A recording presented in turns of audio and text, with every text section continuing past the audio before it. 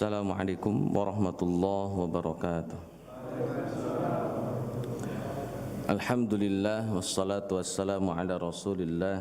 Asyhadu an la ilaha illallah wahdahu la syarikalah wa asyhadu anna Muhammadan abduhu wa rasuluh allazi la nabiyya ba'dah, amma ba'd. Hadirin ikhwatu iman rahimakumullah, alhamdulillah dengan izin Allah azza wa jalla kita bisa kembali bermuajahah. Mudah-mudahan aktivitas kita senantiasa Allah mudahkan, lancarkan, berkahi dan rahmati. Salawat dan salam semoga dilimpah curahkan kepada Nabiullah Muhammad sallallahu alaihi wasallam beserta para keluarga, sahabat dan segenap umat yang senantiasa itba' kepadanya ila akhiril hayah nanti, mudah-mudahan termasuk kita di dalamnya. Hadirin ikhwati man rahimakumullah, melanjutkan materi tentang ta'limul muta'allim. Kemarin sempat dibahas tentang muqaddimah ya. Jadi ada kronologis kenapa Imam Ibnu Zarnuji menulis kitab Ta'limul Muta'allim. Jadi itu berawal dari keresahan beliau terhadap fenomena orang yang belajar ilmu tapi nggak nyampe. Karena orang yang belajar ilmu punya kriteria, punya indikator. Bisa jadi orang hadir di majelis ta'lim, mengikuti aktivitas mulazamah, talaqi dengan guru, tetapi tidak mendapatkan indikator keilmuan dan keberkahan ilmunya. Nah itu oleh Ibnu Zarnuji kemudian dikoreksi, kemudian diberikan bagaimana cara yang tepat. Hadirin ikhwati man rahimakumullah. Di dalam lanjutannya setelah muqaddimah ada bab pertama ya, fima hiyatil ilmi wal fiqhi wa fadlihi. Ini bab pertama yang ditulis oleh Ibnu Zarnuji dari 13 bab. Bab pertamanya fi mahiyatil ilmi, tentang hakikat ilmu, wal fiqhi dan fikih, wa fadlihi dan keutamaan ilmu, keutamaan fikih. Oleh Ibnu Zarnuji dibedakan antara ilmu dengan fikih. Nanti perbedaannya di mana saya signifikannya, ilmu apa, fikih itu apa, kemudian keutamaan dari ilmu dan fikih itu seperti apa. Qala Rasulullah sallallahu alaihi wasallam, Nabiullah Muhammad sallallahu alaihi wasallam bersabda, talabul ilmi, mencari ilmu, menuntut ilmu, fariidatun, merupakan kewajiban, ala kulli muslimin wa muslimatin, bagi muslim laki-laki dan muslim perempuan. Jadi kalau mau berbicara tentang kesetaraan gender, Bapak Ibu yang Allah muliakan, Islam sudah menyetarakan gender. Tetapi dalam aktivitas tolabul ilmi, dalam aktivitas ibadah dan dalam pencapaian pahala itu sudah sangat setara. Tapi urusan kodrati itu memang nggak bisa disamakan. Kalau urusan kodrat ya, bawaan lahir itu nggak bisa dirubah-rubah. Misalkan perempuan melahirkan, hamil melahirkan, ya laki-laki nggak bisa menggantikan peran itu. Itu kodrati, nggak bisa disetarakan. Perempuan lebih baik di rumah, laki-laki lebih baik di luar, itu nggak bisa disetarakan. Keutamaannya memang di situ. Nah hadirin ikhwati man rahimakumullah, adapun urusan mencari ilmu dan mendapatkan ilmu itu sama, laki-laki maupun perempuan. Jadi tidak boleh ada intimidasi ya, diskriminasi terhadap perempuan karena disebut perempuan nggak usahlah mencari ilmu, enggak. Justru karena perempuan, karena laki-laki, dan selama masih muslim, dua-duanya diwajibkan untuk menuntut ilmu. Di zaman Nabi sallallahu alaihi wasallam, para ummahat, ibu-ibu di zaman Nabi sallallahu alaihi wasallam tidak canggung dan tidak sungkan untuk bertanya kepada Nabi dalam rangka mencari dan menuntut ilmu. Misalkan ada Hindun binti Utbah bin Rabi'ah, ini istrinya Abu Sufyan. Kalau bicara masa lalunya, Hindun ini yang membelah dadanya Hamzah, kemudian makan jantungnya Hamzah dan dilepeh lagi, Pak. Itu Hindun namanya. Dalam majelis Nabi SAW, Hindun bertanya kepada Nabi Allah Muhammad, ya Rasulullah, saya mau nanya ini. Kata Hindun, suami saya dalam kurung Abu Sufyan itu orangnya pelit banget. Jadi kalau saya mau belanja itu susah banget minta duitnya. boleh tidak kalau saya sebagai istrinya ngambil uang Abu Sufyan atau suami saya tanpa sepengetahuan suami? Ngambil uang suami tanpa sepengetahuan suami untuk belanja, Pak. Bukan kebutuhan pribadi, tapi untuk belanja. Maka Nabi SAW jawab, kira-kira jawabannya apa, Pak? Jawabannya Ibu bilang boleh, Bapak bilang tidak. Jawaban Nabi boleh, Pak, tapi sekedarnya. Sekedarnya. Itu kalau suaminya tidak bisa diajak dialog. Tapi kalau suami yang baik tentunya kan akan memberikan uang belanja yang cukup, Pak. Ini kasusnya Hindun, Pak. Ini Abu Sufyan itu pelit luar biasa. Jadi tidak logis pelitnya itu, Pak, gitu loh. Orang kebutuhan misalkan 100.000 dikasih cuma 25.000, ya dari mana mau cukup gitu, Pak. Kata Hindun, boleh nggak saya ngambil gitu. Kata Nabi, boleh, tapi sekedarnya saja, secukupnya saja. Nah, hadirin ikhwati man rahimakumullah, poinnya bukan masalah ngambil uangnya, Pak, gitu. Poinnya adalah perempuan di zaman Nabi antusias mencari ilmu. Contoh yang lain, Bapak Ibu yang Allah muliakan, mohon maaf ini sebelumnya, Ummu Sulaim pernah bertanya kepada Nabi SAW pertanyaan yang mungkin bagi sebagian perempuan ini kurang ahsan, kurang bagus ditanyakan. Tapi demi ilmu Ummu Sulaim berani tanya, Pak, berani nanya. Kata Ummu Sulaim kepada Nabi SAW, wahai Rasulullah, kalau laki-laki mimpi basah harus mandi. Pertanyaan saya, kalau perempuan mimpi basah apakah harus mandi? Hadirin ikhwati man rahimakumullah, kata Nabi SAW, ya harus mandi. Ini kan kalau bertanya seorang perempuan, Pak, kepada Nabi, tentunya kan kurang nyaman dengan pertanyaan ini. Tapi ala kulli hal bertanya. Ada sahabiah yang istihadhah, bukan darah haid, tapi darah mengalir terus. Ternyata itu adalah darah istihadhah, bertanya kepada Nabi SAW. Jadi ini untuk menegaskan bahwa thalabul ilmi fardhatun ala kulli muslimin wa muslimatin, baik laki-laki muslimnya, baik perempuan muslimnya, setara dalam mencari ilmu. Silakan mengkaji ilmu. Tentunya aktivitas ilmu yang bermanfaat dan memberikan maslahat. Dilanjutkan oleh Ibnu Jarnudi, ini penjelasannya, Pak. Karena hadis ini kalau dilihat di teks, Pak, hadis ini tidak dijelaskan ilmunya ilmu apa. Pokoknya kata Nabi, thalabul ilmi, ilmunya ilmu apa? Ya apa saja.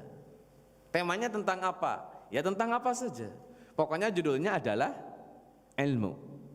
Oleh Ibnu Jarnudi diberikan penjelasan, Pak. Kata Ibnu Jarnudi, walaupun teks hadisnya mutlak, tidak membatasi ilmu apa yang harus dipelajari, tema apa yang harus dipelajari, materi apa yang harus dipelajari, oleh Ibnu Jarnudi dijelaskan. Kata Ibnu Jarnudi, i'lam, ketahuilah, bi annahu la yuftaradu ala kulli muslimin, tidak diwajibkan atas setiap muslim talabu kulla ilmin, mencari seluruh ilmu.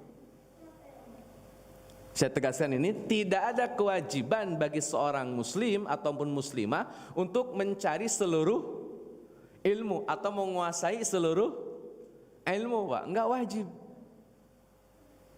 Misalkan ilmu geografi dikuasai, ilmu kimia dikuasai, ilmu fisika dikuasai, bertani, berkebun, industri, politik, enggak wajib, Pak, dikuasai semuanya.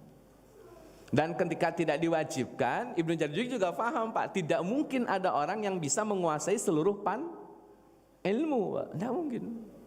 Sampai hari ini saya kalau ditanya kimia bingung, Pak, kimia mau diapain? Ada dialog tentang kimia, ya bingung, Pak. Saya nggak bisa jawab tentang dunia kimia. Dunia fisika juga sama. Karena memang basically-nya bukan orang kimia, bukan orang fisika. Ditanya tentang mesin, apalagi, Pak. Waduh, motor mogok nggak bisa ngapa-ngapain, Pak, dorong ke bengkel udah. Karena memang tidak punya ilmu tentang bagaimana memperbaiki mesin. Hadirin ikhwati man rahimakumullah, maka penegasan Ibnu Jarnudi, tidak wajib semua ilmu harus dipelajari. Yang wajib itu adalah, kata Ibnu Jarnudi, innama yuftaradu alaihi talabu ilmil hali kama yuqalu. Yang diwajibkan itu adalah ilmu yang berkaitan dengan kebutuhan kita, basic need kita, Pak. Jadi kalau ilmu ini memang sangat terikat dengan kebutuhan kita sebagai seorang muslim, wajib itu dipelajari. Nggak ada tawar-menawar.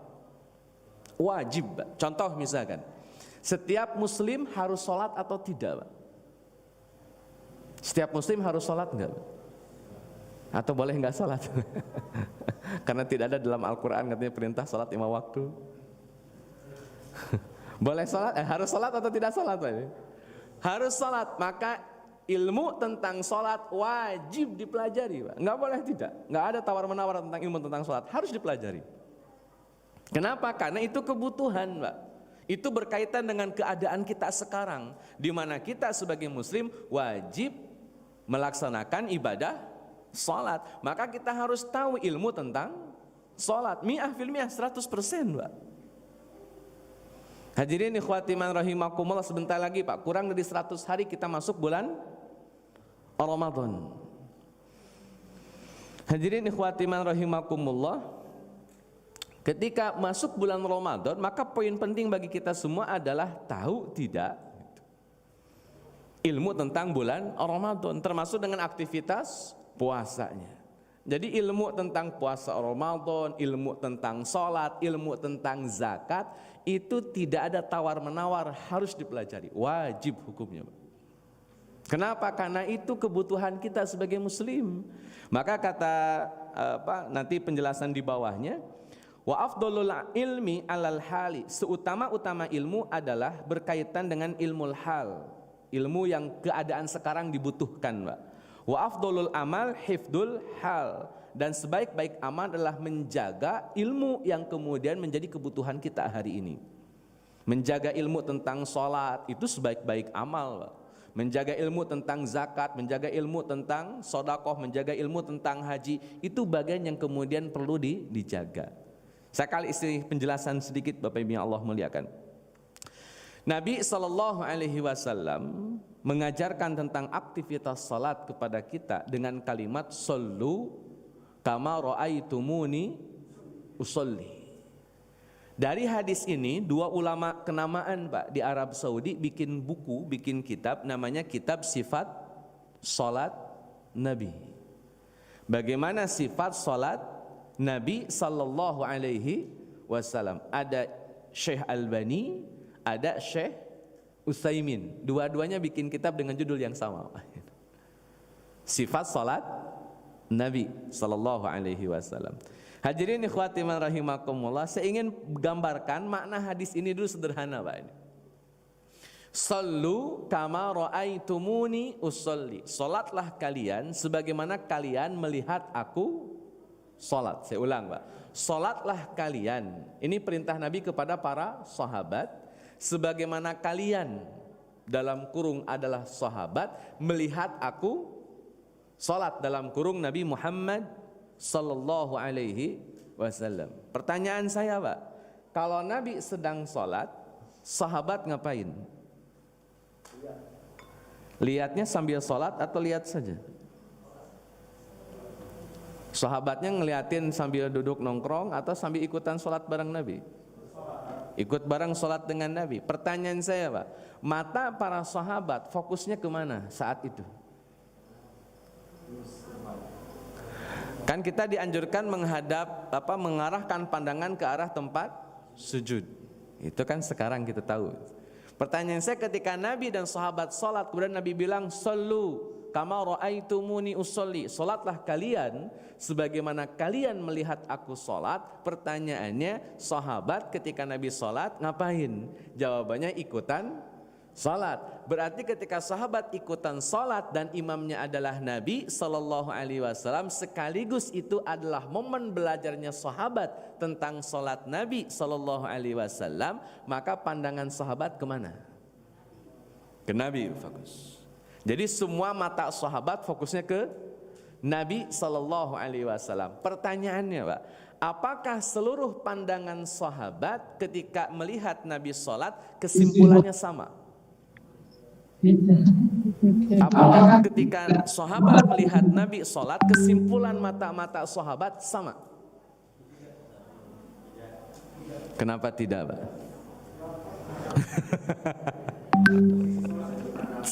Tergantung posisi salat. Hadirin ikhwati man rahimakumullah, Nabi sallallahu alaihi wasallam, Pak, ngasih solusi, Pak. Biar Nabi kelihatan sama jamaah sholat, Nabi sholatnya di atas mimbar. Jadi Nabi biasa sholat di atas mimbar. Kalau mimbar kayak gimana Pak mimbar? Al-Falah punya mimbar enggak? Al-Falah punya mimbar. Itu yakin mimbar Pak? Bukan, itu bukan mimbar, itu podium. Itu podium Pak. Mimbar itu posisinya kayak anak tangga Pak. Posisinya kayak anak tangga. Ini mimbarnya Nabi Sallallahu Alaihi Wasallam. Ini anak tangga pertama, naik, ada lagi, naik, ada lagi. Jadi kayak 3 undakan. Itu mimbarnya Nabi Sallallahu Alaihi Wasallam terbuat dari pohon kurma. Jadi 3 undakan Pak. Nah Nabi biasa sholat di undakan ketiga. Space-nya cukup untuk ruku, cukup untuk sujud. Kenapa Nabi harus lebih tinggi dibanding para sahabat Pak? Penjelasannya sederhana.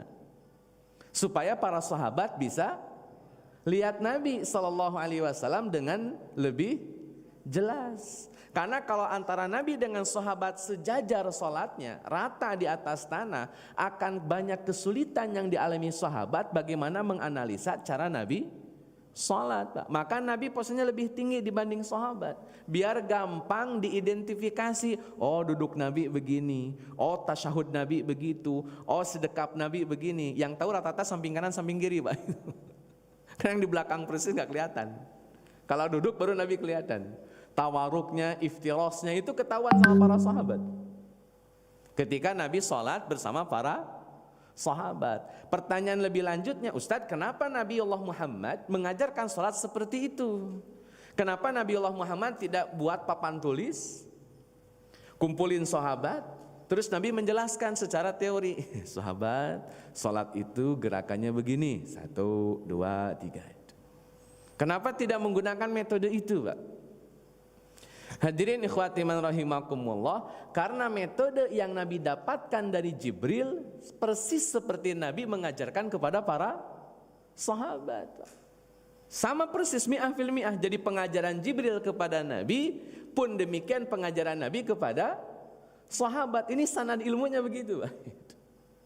Ustaz, dari mana kemudian Nabi Allah Muhammad sallallahu alaihi wasallam bisa belajar salat sepulang dari Isra dan Mi'raj, Pak? Nabi Allah Muhammad pulang Isra dan Mi'raj itu sebelum subuh, Pak. Tapi ketika subuh masuk, waktu subuh masuk, Nabi Allah Muhammad sallallahu alaihi wasallam belum melaksanakan salat. Karena belum ada yang ngajarin. Saya ulang, belum ada yang ngajarin salat di waktu subuh. Berlalu subuh, datang waktu zuhur. Maka ketika datang waktu zuhur, Jibril datang kepada Nabi Muhammad sallallahu alaihi wasallam, kemudian ngajak Nabi Muhammad salat, Pak. Imamnya siapa? Jibril, makmumnya Nabi Muhammad sallallahu alaihi wasallam. Jadi Jibril tidak mengajarkan teori, Pak. Kata Jibril, ayo salat. Bareng salat dengan Nabi sallallahu alaihi wasallam. Waktu itu zuhur masih 2 rakaat. Jadi ngajarin salat zuhur 2 rakaat. Selesai 2 rakaat, Jibril pamit. Enggak ketemu lagi dengan Nabi sampai datangnya waktu Asyar. Jibril datang di waktu Asar, ngajakin Nabi sholat lagi, Pak. Bukan teori, ngajak langsung. Barengan sholat dengan Nabi Sallallahu Alaihi Wasallam. Jibril menunjukkan bagaimana sholat, seperti apa bacaan sholat di waktu Asar. Jibril sedang memperkenalkan sholat, waktu-waktu sholat yang kemudian didapati oleh Nabi pasca Isra dan Mi'raj, plus dengan praktek sholatnya. Selesai 2 rakaat sholat asar, Jibril pamit. Nanti datang lagi di waktu maghrib, diajarkan sholat 3 rakaat. Selesai 3 rakaat, Jibril pamit lagi sampai datang waktu Isya, diajarkanlah sholat Isya 2 rakaat. Selesai 2 rakaat sholat Isya, Jibril pamit lagi. Baru kemudian diajarkanlah sholat subuh di waktu subuh. Jadi subuh itu sholat terakhir, Pak, yang diajarkan Jibril alaihi salam kepada Nabi Muhammad sallallahu alaihi wasallam. Begitulah cara Jibril, begitu pula cara Nabi Muhammad sallallahu alaihi wasallam kepada para sahabat. Maka kata Nabi, "Shallu kama raaitumuni usolli." Salatlah kalian sebagaimana kalian melihat aku salat. Jadi sesederhana itu, Pak. Maka nanti implikasi hukumnya bagi kita semua, kalau ngajarin anak atau keluarga salat jangan disuruh, Pak, tapi ajak bareng. Ayo. Itu lebih efektif daripada nyuruh, apalagi nyuruhnya sambil pegang HP. Sambil nonton TV, susah, Pak itu. Ayo salat, nah itu lebih efektif. Dan cara itu pula yang Nabi lakukan kepada keluarganya, cara itu pula yang Nabi lakukan kepada para sahabat. Ayo salat. Hadirin ikhwati man rahimakumullah, saya tanya dulu, Pak, ini pengetahuan tentang salat. Sejak kapan Nabi SAW melaksanakan ibadah salat? Kalimat pertanyaannya, sejak kapan Nabi SAW melaksanakan ibadah salat? Sejak ketemu Jibril sepulang Isra Mi'raj, atau sebelum? Sebelum, setelah? Sebelum, setelah. Ada dua pendapat ini. Kapan Nabi mulai salat? Sejak ketemu dengan Jibril, berarti pas menerima wahyu, Pak? Atau sesudah itu? Sebelum?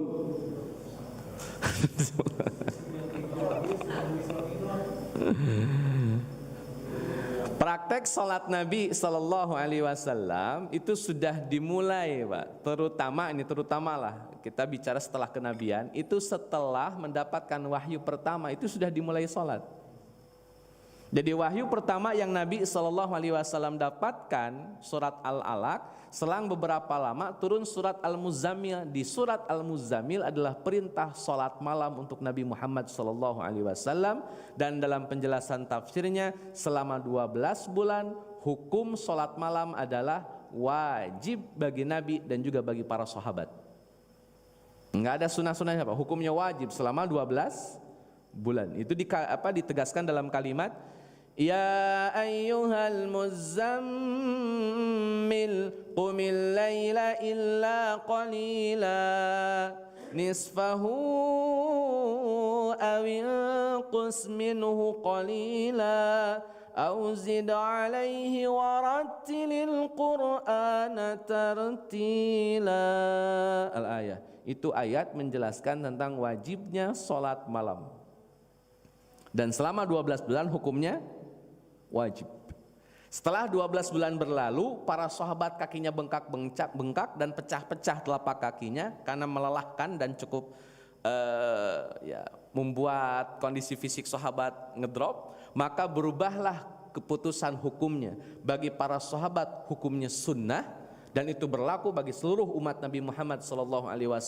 Salat malam hukumnya hanya sunnah. Adapun bagi Nabi SAW hukumnya tetap wajib. Sampai meninggalnya Nabi tidak pernah meninggalkan salat malam, karena salat malam bagi Nabi hukumnya wajib. Ya untungnya bukan Nabi gitu, Pak. Jadi kita nggak wajib salat malam. Cuma kalau wajib luar biasa. Nah hadirin ikhwati man rahimakumullah, itu informasi tentang aktivitas salat. Sehingga salat yang dilakukan oleh Nabi sebagaimana salat yang kita lakukan hari ini tergantung pandangan dan penglihatan para sahabat ketika melihat tata cara Nabi salat, Pak. Maka informasi tentang salat harus lengkap kita dapatkan. Para ulama, Pak, hadirin ikhwati man rahimakumullah, di dalam banyak kitab-kitab fikih itu membagi salat menjadi rukun, kemudian wajib dan sunnah, Pak. Pembagian ini bukan dari Nabi SAW secara definitif, Pak. Nabi nggak bilang salat rukunnya A, B, C itu. Salat wajib salatnya A, B, C. Salat sunnah salatnya A, B, C. Nggak ada kalimat begitu dari Rasulullah SAW. Terus kenapa para ulama menyimpulkan ada rukun, ada wajib dan ada sunnah? Sederhana, Bapak Ibu Allah muliakan, karena dari praktek Nabi Sallallahu Alaihi Wasallam.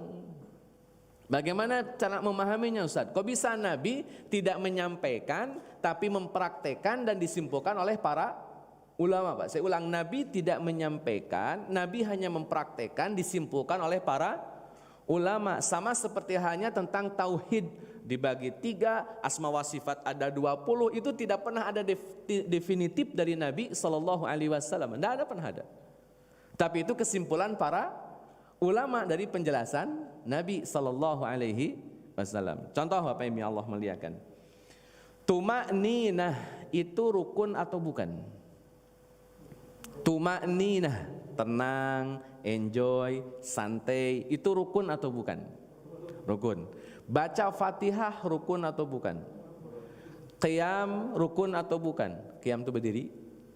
Ruku, sujud, rukun. Maka yang tadi disebutkan adalah rukun solat.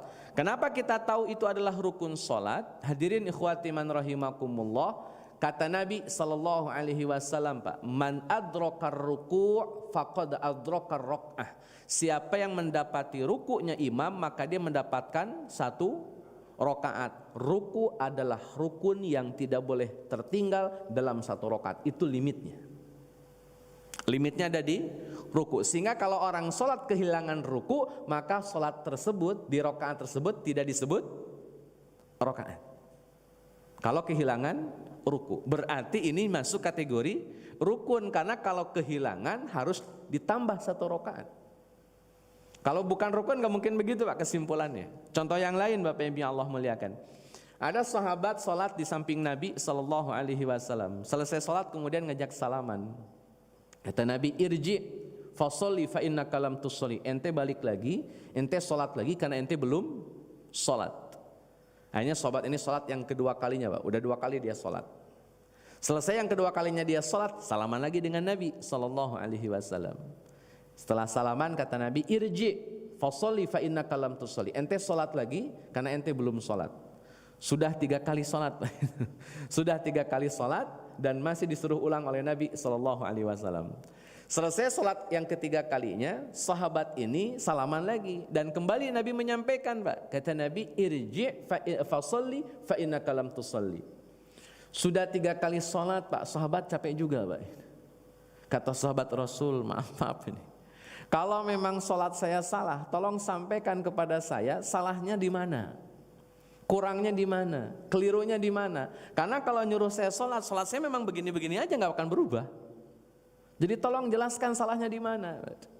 Jadi ini pentingnya sahabat salah Pak. Ada hukum buat kita hari ini. Coba kalau sahabat tidak salah Pak, kita nggak bisa belajar tentang bagaimana praktek sholat yang benar menurut Nabi Sallallahu Alaihi Wasallam. Akhirnya kata Nabi Allah Muhammad Sallallahu Alaihi Wasallam, idza raka'a, apabila kamu ruku, tatma'inna raki'an, maka tuma'ninahlah dalam ruku. Tatma'inna sujudan, tuma'ninah dalam sujud. Tatma'inna julusan, tuma'ninah di dalam duduk. Jadi tuma'ninah itu menjadi rukun sholat. Ketika tuma'ninah tidak terpenuhi, sholatnya diulang. Jadi ini rukun Pak. Dan itu disampaikan juga dalam Mausu'ah Al-Fiqhiyah dari Kuwait, bahwa rukun sholat berdasarkan ijma' bahwa tuma'ninah berdasarkan ijma' para ulama adalah rukun sholat. Hadirin ikhwati man rahimakumullah, yang wajib sholat apa Pak? Contohnya wajib sholat yang wajib dan bukan rukun. Ini belajar fikih kalau dalam Kifayatul Ahyan begitu Pak. Ini rukun sholat, ini wajib sholat, ini sunnah sholat, baru dalil Pak. Jadi nggak langsung ke dalil, penjelasan dulu fikihnya. Wajib sholat apa? Tasyahud awal Pak, itu wajib sholat. Di tasyahud awal itu adalah wajib sholat, bukan rukun sholat.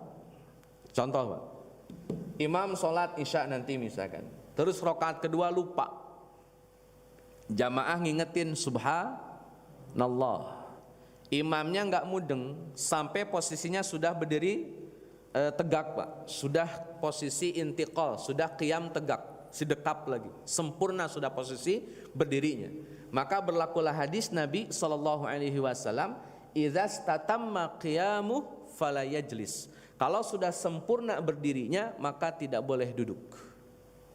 Kalau sudah sempurna Pak, maka nanti jamaah yang ingetin subhanallah harus paham, kalau imamnya sudah berdiri tegak jangan diingetin lagi. Dan tidak boleh duduk Pak. Itu hadis Nabi Sallallahu Alaihi Wasallam. Kalau sudah berdiri tegak tidak boleh duduk. Artinya sudah berdiri saja. Dan ketika imam tidak mau duduk misalkan karena faham tidak boleh duduk, jamaah tidak boleh terus-terusan ngingetin subhanallah. Nanti imamnya kesel, Pak. Iya tahu. Tahu kan nggak boleh duduk ini. Jadi bahaya, Pak. Maka jamaah ketika bilang subhanallah 1 atau 2 kali atau 3 kali hanya sekedar untuk mengingatkan bahwa imam telah salah, bukan nyuruh imam untuk duduk, Pak. Saya ulang ini. Kalimat subhanallah yang diucapkan ketika imam tidak duduk tasyahud awal, imam sudah berdiri tegak, kalimat subhanallah hanya untuk mengingatkan bahwa imam sudah salah, bukan nyuruh imam untuk duduk, dan imam tidak boleh duduk. Ketika imam tidak duduk karena tidak boleh, karena sudah berdiri dengan tegak, makmum ngapain, Pak? Makmum ngapain? Duduk apa berdiri?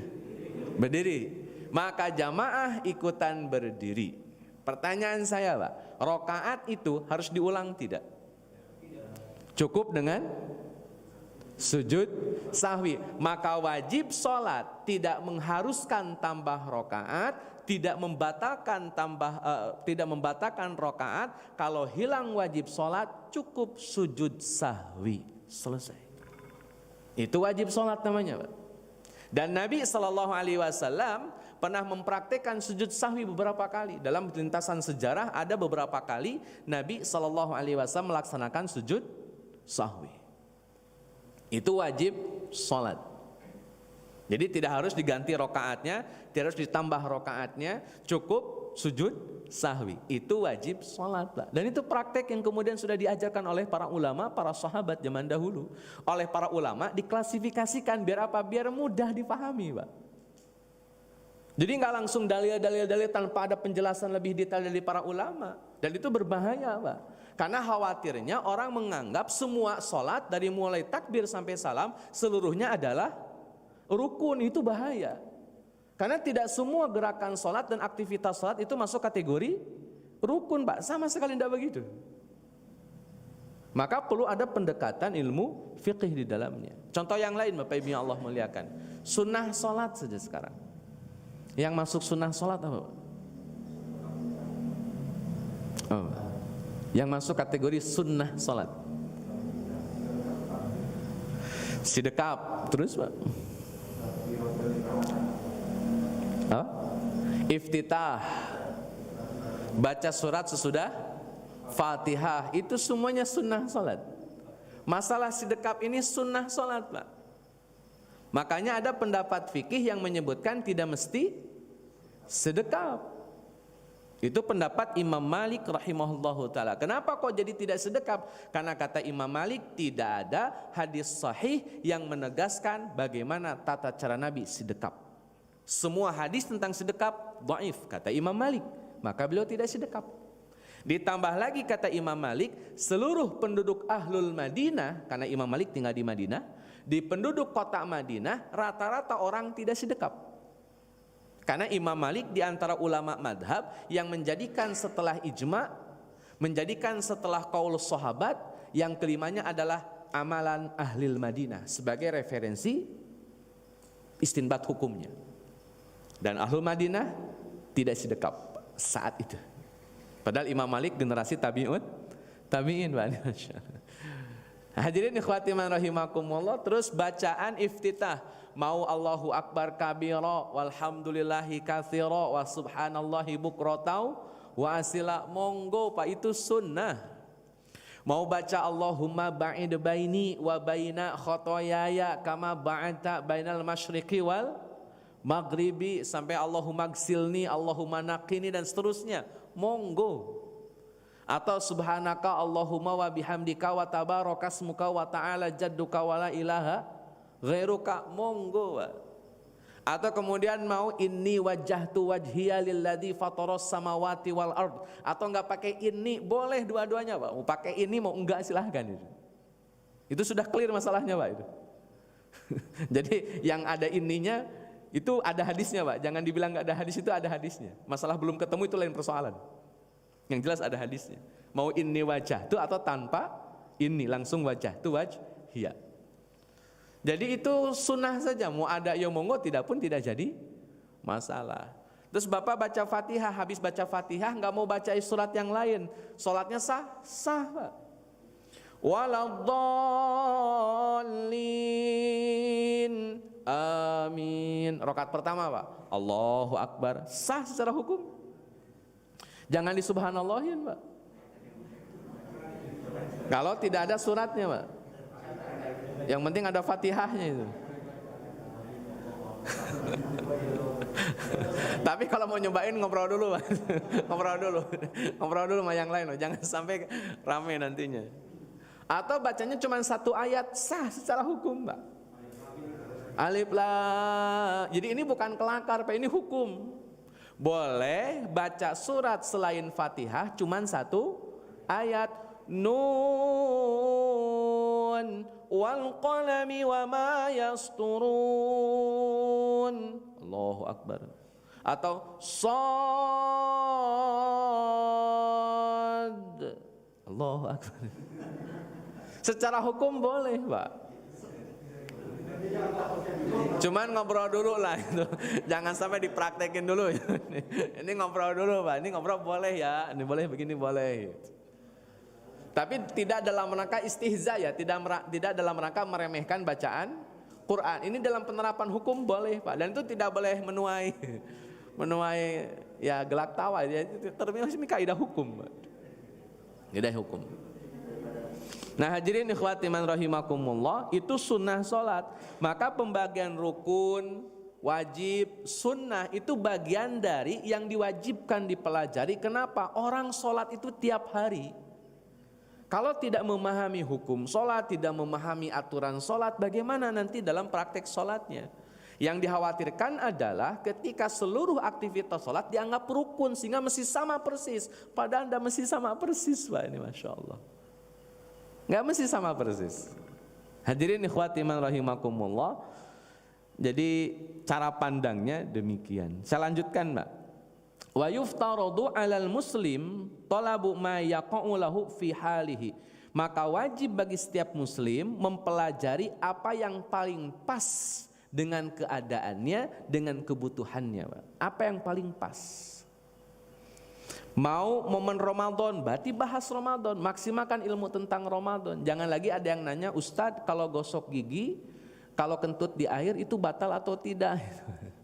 Karena masih ada, Pak, itu yang meyakini kalau kentut di dalam air itu kemudian dihukumi batal. Itu masih ada, Pak. Itu sampai tidak boleh gosok gigi, tidak boleh nelan air ludah, air liur, Pak. Akhirnya buang ludah di mana-mana. Jadi kan harusnya sudah selesai, Pak, masalah ini. Kenapa? Ini kan kita Ramadan tiap tahun. Hadirin ikhwati man rahimakumullah, ngurusin jenazah itu menjadi wajib, Pak, ilmu tersebut, walaupun hukumnya fardu kifayah, tapi tetap wajib. Jangan sampai satu kampung gak ada yang tahu sama sekali tentang bagaimana ngurus jenazah. Jangan sampai jenazah ngurus diri sendiri, Pak. Repot, Pak, itu kasihan itu. Nggak dianterin, pergi sendiri gitu. Nggak dimandiin, mandi sendiri kan bahaya, Pak. Jadi harus ada orang-orang yang paham bagaimana pemulasaran jenazah, dari mulai nutupin mata sampai kemudian dimandikan, sampai kemudian dikafankan, disolatkan dan dikuburkan. Itu harus paham. Ya mungkin tidak harus semuanya, Pak. Dibikin tim saja, tim khusus pemulasaran jenazah. Kalau sini ada yang meninggal, ngontak siapa?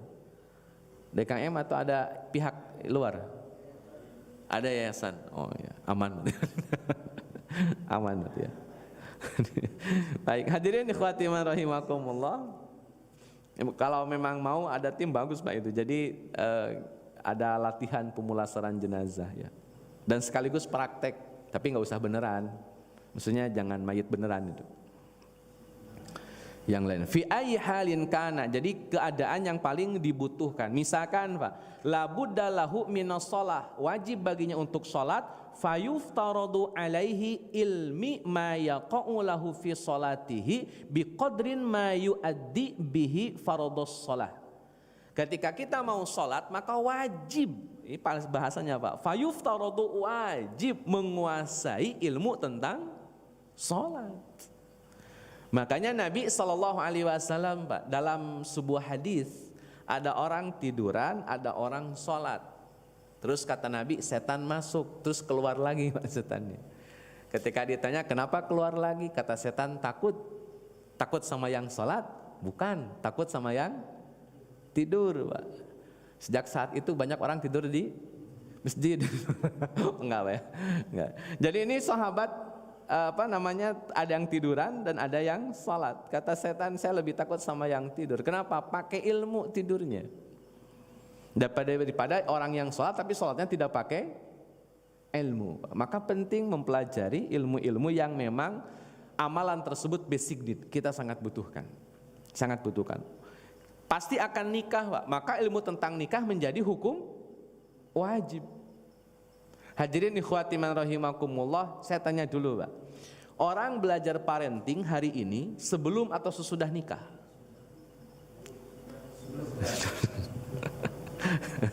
Praktek parenting hari ini, Pak, disampaikan kepada orang yang belum nikah atau orang yang sesudah nikah? Sesudah nikah, Pak. Hadirin ikhwati man rahimakumullah, ya ini bahasanya daripada tidak terlambat nggak apa-apa, Pak, itu bahasanya. Padahal seharusnya ilmu parenting disampaikan jauh-jauh hari sebelum nikah, Pak. Kenapa? Karena persiapan menuju pernikahan. Jadi yang di parenting nanti dibahas tentang bagaimana melamar, bagaimana adab melamar, bagaimana adab nador, biar ketahuan Pak adab nador itu bagaimana, apa yang harus dilihat, bagaimana etika ngelihatnya. Kemudian apa yang diberikan ketika melamar. Kemudian masuk dalam penentuan hari atau tanggal pernikahan, apa yang menjadi adab nikah, bagaimana resepsi, bagaimana pengajiannya, bagaimana segala macamnya, walimahnya. Geser lagi kepada ketika mengandung, ada proses pembahasan mengandung, ada proses bagaimana pembahasan ibu dan bapak kalau mengandung. Itu didetailkan, Mbak. Dan harusnya itu sebelum proses pernikahan. Nabi SAW, Bapak Ibu yang Allah muliakan, punya satu kalimat kunci dalam proses pernikahan, yakni membangun kedewasaan anak-anak yang akan nikah, Pak. Jadi yang Nabi bangun bukan pemahaman agamanya dulu, tapi kedewasaan, karena ini yang paling prinsipil dan prioritas. Karena kalau orang sudah dewasa, ketika dia berhadapan dengan konflik dalam rumah tangga, dia tetap dewasa untuk menyelesaikannya, Pak. Tapi kalau orang tidak dewasa, ketemu konflik, jadi konfliknya kekanak-kanakan, Pak. Dan tidak sedikit berujung pada perpisahan. Kenapa? Tidak dewasa. Dan ini menjadi trigger penting dari Nabi Sallallahu Alaihi Wasallam. Nah hadirin ikhwati man rahimakumullah, wa yajibu alaihi biqadri ma yuaddi bihil wajib. Termasuk juga wajib dengan ketentuan yang memang melahirkan sesuatu yang wajib. Misalkan kita tahu ini wajib, maka belajar ilmu itu menjadi wajib. Tahu ini fardu, maka belajar itu pun menjadi fardu. Nah ini nanti bedanya fardu dengan wajib, ya. Nah hadirin ikhwati man rahimakumullah, kenapa kok yang fardu ibadahnya atau amalannya menjadi fardu untuk belajar tentang tersebut, dan wajib amalan-amalan tersebut menjadi wajib juga untuk memahami ilmunya? Kata Imam Ibnu Jarjudi, li'annahu ma yutawassilu bihi ila iqamatil wajib yakunu wajiban. Karena sesuatu, Pak, yang menunjang perkara yang wajib, maka yang menunjang itu menjadi hukumnya wajib. Dalam istilah yang lain, ma la yatimmu ila bihi wajib fahuwa wajib. Apa yang kalau tidak ada itu, Pak, enggak ada itu, kemudian tidak terpenuhi yang wajib, maka mempelajari itu hukumnya adalah wajib. Hadirin ikhwati man rahimakumullah, saya tanya, Pak, kalau menutup aurat dalam sholat wajib atau sunnah? Masuknya syarat sah sholat atau wajib sholat? Syarat sah sholat atau wajib sholat? Syarat sahnya sholat. Jadi kalau tidak menutup aurat tidak sah sholat. Maka nanti harus ada pembahasan bagaimana pakaian yang pas untuk dibawa dalam aktivitas sholat. Masih ada, Pak, beberapa kalangan jamaah, tentu bukan di sini, ya. Jadi kalau sholat area punggungnya kelihatan, bapak-bapak itu biasanya. Jadi antara celana dengan kaosnya itu kebuka ketika sujud terutama dan ruku. Iya.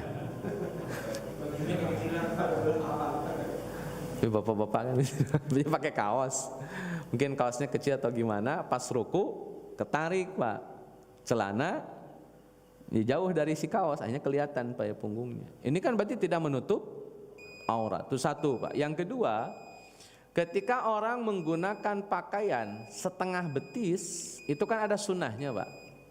Tapi harus dibaca secara lebih detail. Kalau orang pakai gamis setengah betis, persis setengah betis atau malah lebih atas daripada setengah betis, kalau ruku itu kelihatan area belakang lututnya, Pak. Silakan dicek saja. Jadi jangan sampai mengejar satu sunnah tapi menggugurkan aktivitas sholat, kan sayang, Pak ini. Karena menutup aurat itu syarat sahnya sholat. Jadi kalau tidak ada berarti tidak sah. Nah hadirin ikhwati man rahimakumullah, sebagai penutup kata Ibnu Jarnuji rahimahullahu taala, wa kadzalika fis shaum waz zakah in kana lahu mal wal hajj in wujiba alaihi. Jadi haji kalau diwajibkan atasnya, ilmu tentang haji harus dipelajari. Bagaimana manasiknya, apa yang membatalkan haji, apa yang mengurangi pahala haji. Wa kadzalika fil buyu', demikian juga dalam aktivitas jual beli, in kana yattajiru, jika dia adalah seorang pedagang atau ketika dia berdagang. Jadi ilmu apapun, Mbak, yang kita lakoni amalan-amalannya, maka ilmu tentang itu menjadi wajib. Seorang pedagang dia harus tahu ilmu dagang. Seorang yang pakar ekonom dia harus tahu tentang ilmu ekonom, ilmu akuntan, politik, semuanya. Jadi apa yang menjadi hal kebutuhan dia saat itu, ilmunya menjadi wajib untuk dikuasai oleh orang tersebut. Khususnya ilmu-ilmu tentang agama. Tadi kasolah, wasaum, wazakah, wal hajj dan seterusnya. Sudah azan? Bagi silakan yang mau azan.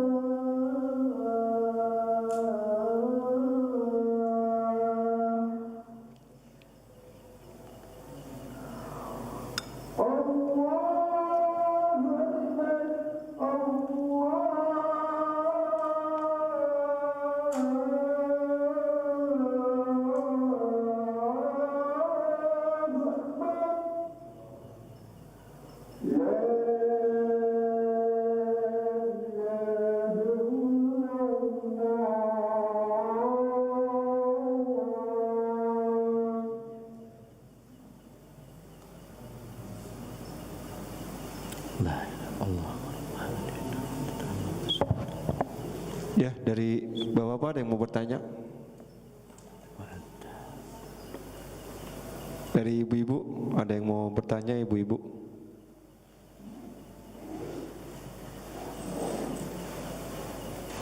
Ya, silakan. Assalamualaikum warahmatullahi wabarakatuh. Waalaikumsalam warahmatullahi wabarakatuh. Ustaz, misalkan kita imam awalnya sendirian gitu ya, awalnya sendirian, kemudian ada yang masbuk di belakang kita gitu ikut. Tapi dalam sholat kita sebagai imam ternyata lupa 1 rakaat gitu ya. Terus kan kita sujud sahwi. Yang makmumnya itu gimana Ustaz ya? Kalau dia tahu ternyata oh nih lupa nih imamnya nih kelewat gitu. Ya, sebagai makmum apa sujud sahwi juga atau gimana Ustaz? Baik. Hadirin ikhwatiman rahimakumullah, para ulama mendasarkan pada satu hadis, innama ju'ilal imamu liyutamma bih. Dijadikan imam itu untuk diikuti oleh makmum. Terlepas makmumnya karena dia masbuk kan, tidak ikut salah atau ikut salah, maka ketika ketemu aktivitas imam apapun itu, maka tugas makmum adalah ngikut. Terlepas makmumnya ikutan salah atau tidak itu. Tapi ketika imam punya gerakan tertentu yang itu masih bagian daripada fis shalah, sujud sahwinya fis shalah, maka itu harus diikuti. Kecuali kalau sujud sahwinya ba'da salam. Kalau memang imam tahu di belakangnya ada orang yang baru datang dan dia tidak tahu kalau imam itu salah, maka saya sarankan sujud sahwinya ba'da salam. Kan boleh sujud sahwi ba'da salam. Jadi assalamualaikum, assalamualaikum. Kan yang belakang berdiri lagi, kita sujud sahwi. Karena kalau masih ada bagian dalam aktivitas sholat, karena kan penutup sholat kan salam. Jadi kalau masih belum salam, masih terikat nih hubungan antara imam dengan makmum, maka makmum mau gak mau harus ngikut gerakan imam. Bahkan ketika makmum belum masuk aktivitas, belum masuk sholat saja, itu dianjurkan ngikutin gerakan imam. Kata Nabi SAW, iza atakumus sholah wal imamu ala halin. Jika kamu mendatangi sholat dan imam dalam posisi tertentu, misalkan kita datang imam lagi sujud, kata Nabi SAW, falyasna kama yasnaul imam, maka lakukan gerakan seperti gerakannya imam. Jadi jangan nungguin imam. Jangan nungguin imam. Datang ke saf sholat, imamnya sedang sujud dan masih sempat kita ngikut, maka Allahu Akbar, kemudian sujud. Itu konsekuensi jamaah atau makmum kepada imamnya. Mau masuk imam di gerakan tertentu, ikutin. Di dalam aktivitas sholat tentu lebih berhak untuk ngikutin gerakan imam. Makanya kalau saya sarankan, kalau imam tahu dia salah dan harus sujud sahwi, di belakang tiba-tiba ada yang ngikut makmum dan dia tidak tahu kalau kalau kita salah, maka saya sarankan sujud sahwinya ba'da salam. Itu jauh lebih tepat. Wallahu a'lam. Ada lagi?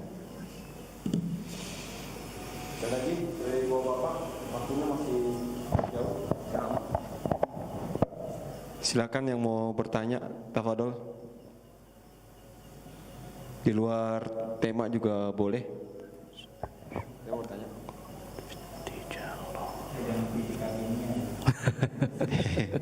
Ibu ada yang mau bertanya?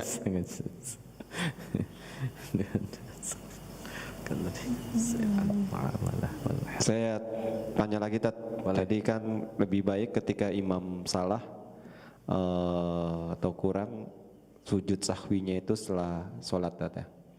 Tapi kalau lupa gitu, lupa 1 rakaat itu, nah itu salam dulu atau langsung berdiri itu, Tat? Lupa berarti antara 3 atau 4 gitu, Pak? Atau memang sudah kadung salam? Sudah kadung salam. Itu hanya makmum lagi dulu 1 rakaat atau hanya imam doang? Kalau yang tertinggalnya cuman imam saja, misalkan kan kita sholat sudah 4 rakaat, sudah 2 rakaat, harusnya kita 2 rakaat lagi. Ternyata 3 rakaat langsung salam. Jamaah karena dia masbuk baru dapat 1 rakaat, dia bingung. Mungkin tahunya oh ini mungkin rakaat terakhir, padahal itu rakaat yang ke-3. Akhirnya jamaah tidak tahu menau, dia ikut saja. Dia melanjutkan salatnya, terus kita selesai salam kepikiran kayaknya kurang nih 1 rakaat. Maka imam tidak usah ngajak yang lain, dia berdiri lagi tambah 1 rakaat, kemudian ditutup dengan sujud sahwi. Kecuali kalau makmum ikutan kayak imam lupa rakaat atau kurang rakaat. Ini pernah terjadi di zaman Nabi SAW. Nabi waktu itu sholat duhur dan itu tidak ada yang masbuk. Jadi Nabi sholat duhur, jamaahnya adalah para sahabat. Nabi sholat 2 rakaat, kemudian salam. Nggak ada sahabat yang bilang subhanallah. Ada 2 kemungkinan. Kemungkinan pertama, sahabat belum diajarkan tentang mekanisme mengkoreksi imam. Atau yang kedua, memang mereka nggak berani karena khawatir ini hukum atau syariat. Jadi mereka berpikiran masa sih Nabi lupa gitu. Jadi mereka diam saja semua. Selesai sholat, Nabi kan langsung ke kamar karena biasa ba'diyahnya di rumah. Ketika Nabi beranjak ke kamar, sebelum masuk ke kamar atau ke rumah, dikejar sama Dzuliyadain namanya, seorang sahabat. Mungkin dalam tanda petik kurang adab sebetulnya, karena Nabi mau pulang ke rumah itu nggak ada orang yang bisa ngalangin. Artinya Nabi kewajiban bertemu dengan sahabat sudah selesai. Itu waktunya Nabi ketemu dengan keluarga, dan tidak ada sahabat manapun yang berani mengganggu Nabi kalau sudah masuk kamar. Itu nih adabnya sahabat kepada Nabi. Cuman yang satu ini mungkin dalam detik agak kurang gitu ya. Dia langsung mendekati Nabi, maaf Rasul, saya mau nanya ini. Nabi berhenti. Nabi tidak pernah menolak orang untuk bertanya. Kata sahabat, Rasul tadi maaf saya mau nanya, tadi kita ini qashar sholat atau memang Nabi lupa? Nabi jawab, saya tidak qashar, karena kan mukim nggak boleh qashar. Kalau mau qashar harus safar, sedangkan ini kasusnya di Madinah. Kata Nabi, saya tidak qashar dan saya pun tidak lupa. Itu statement Nabi. Maka Dzuliyadain menyimpulkan, oh berarti Rasul lupa, karena orang lupa tidak tahu kalau dia lupa. Itu Rasul lupa kalau begitu.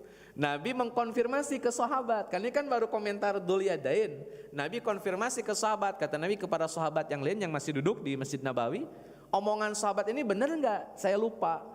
Saya baru 2 rakaat. Kata para sahabat, ada Abu Bakar di situ, ada Umar di situ, ada Utsman di situ. Mereka semua sepakat. Komentarnya sama. Betul Rasul, kita baru 2 rakaat. Nabi balik lagi Pak ke tempat sholat. Kemudian melaksanakan 2 rakaat lagi. Tidak diulang, tapi hanya melanjutkan 2 rakaat saja. Jadi kalau kita kelupaan, harusnya 4 malah 3 tinggal tambah 1. Harusnya 4 malah 2 tinggal tambah 2. Bersama sahabat. Karena sahabat ikutan terlibat di dalam sholat cuma 2 rakaat. Maka Nabi dan para sahabat sholat lagi 2 rakaat. Kemudian Nabi sujud sahwi sebelum salam. Kalau itu sebelum.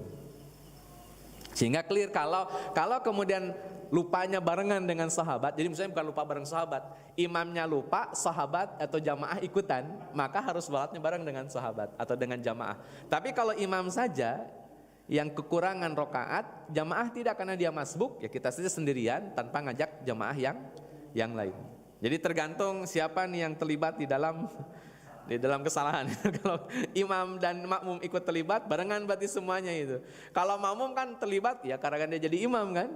Kita tahu imam ini salah, sudah kurang rakaatnya, tapi karena dia adalah imam, maka konsekuensi dalam kehidupan sholat, dalam aktivitas sholat berjamaah adalah apa yang menjadi putusan imam tidak boleh dikoreksi. Kalau sekalian dikoreksi, tapi sudah tidak mudeng, tidak nauin, maka jamaah yang ikut. Itu rumusannya demikian kalau berjamaah. Maka beratnya jadi imam begitu. Karena harus mudeng, harus connect terhadap jamaah dan kesalahan. Wallahu a'lam bishawab. Ya, terima kasih kepada Bapak-bapak sekalian. Kalau sudah tidak ada pertanyaan dari ibu-ibu. Ya, tafadhol.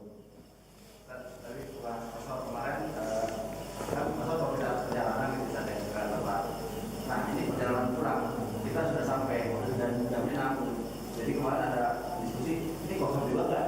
Jadi udah nyampe rumah mungkin gitu. Di sini ya, misalkan. Jadi pas nyampe itu udah hampir asar gitu. Nah ini boleh dikosong lagi nggak? Berapa sampai tempat lokasi di tempat tinggal? Iya. Jadi ketentuan safar itu ketika keluar dari tempat mukim. Makanya kan lawan safar itu mukim. Mukim itu orang yang tinggal di tempatnya, orang yang tinggal di tempat dia berdomisili lah gitu. Belum tentu tempat lahir. Nabi itu lahirnya di Mekah, hidup di Mekah 53 tahun, tapi domisili dan mukimnya bukan di Mekah. Nabi domisili dan mukimnya di kota Madinah. Maka Nabi ketika ke Mekah qasar, walaupun itu adalah tempat kelahiran. Jadi di mana tempat domisili? Mungkin kalau sekarang nih, kalau ingin dikonversi, Pak, kalau sekarang di mana letak alamat KTP-nya? Itu alamat domisili. Kalau misalkan domisilinya di Sakura Regency, maka setelah masuk pintu gerbang Sakura Regency itu sudah masuk kategori mukim, sehingga tidak boleh qasar. Nanti pertanyaannya, Ustaz, bagaimana kalau beberapa kilometer sebelum gerbang? Nah, ini khilaf para ulama, Pak. Kan ada masjid di luar gerbang gitu. Ini khilaf para ulama. Kenapa? Menentukan jarak safar itu perdebatan para ulama sampai sekarang nggak selesai-selesai. Misal, ada hadis dari riwayat Imam Muslim. Kata Imam Muslim bahwa jarak minimum safar itu adalah 3 mil. 1 mil itu 1,5 kilometer. Berarti kalau 3 mil 4,5. Dalam penjelasan lanjutannya kata Imam Muslim, atau 3 farsah. Ini dari Anas bin Malik kalau tidak salah. Antara 3 mil atau 3 farsah. Ini riwayat Muslim, Pak. Tapi hadisnya bikin ragu-ragu karena ada dua kalimat, 3 mil atau 3 farsah. 3 farsah itu 1 farsah 5,5 kilometer. 5,5 kali 3 berapa?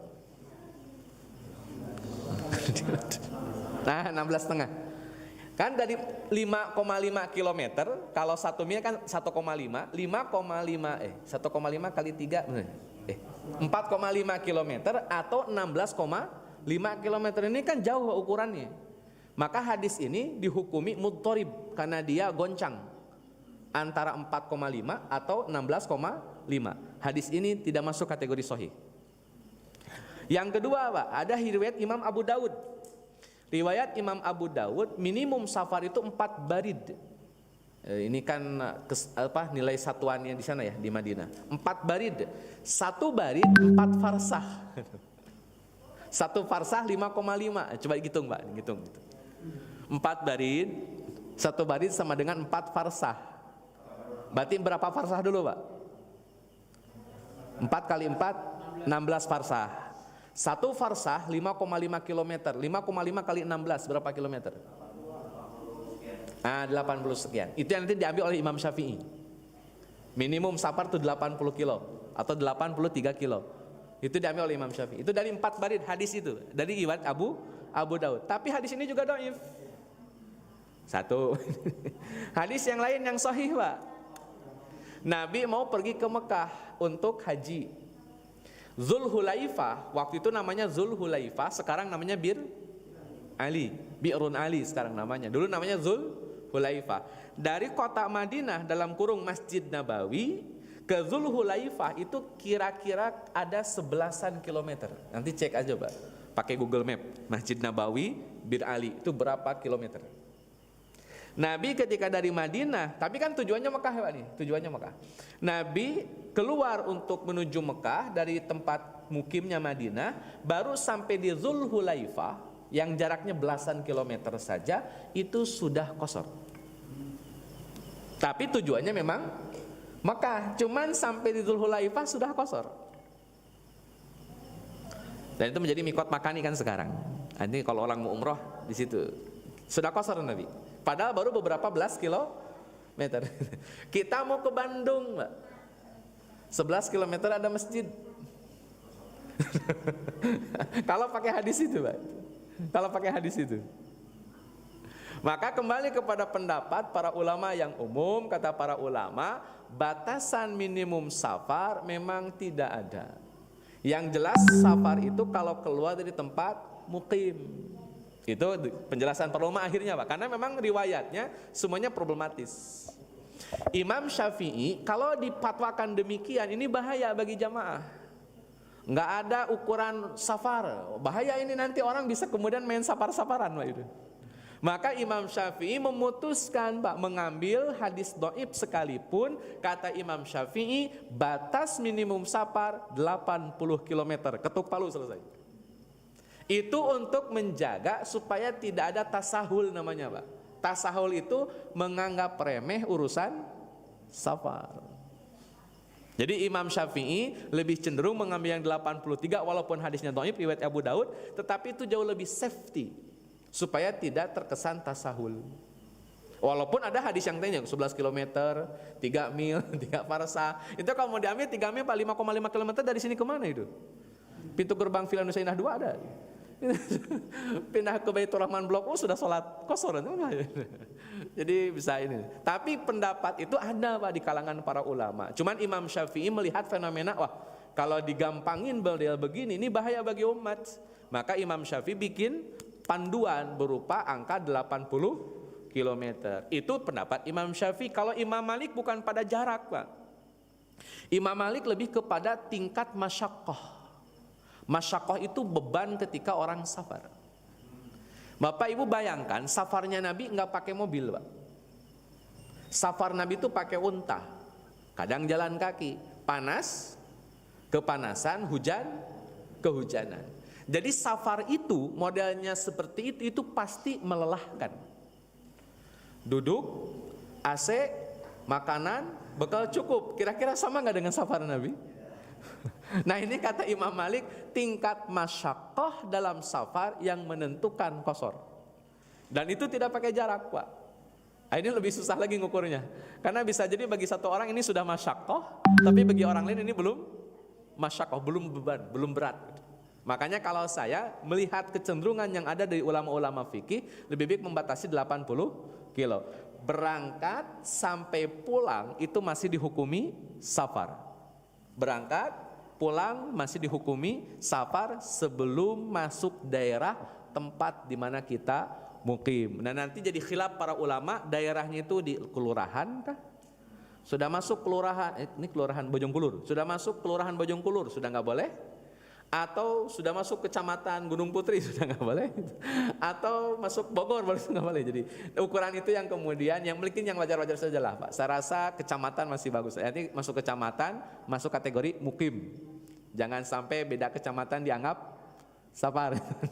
Saya rasa begitu. Ini karena memang tidak ada kan distrik kecamatan zaman dahulu.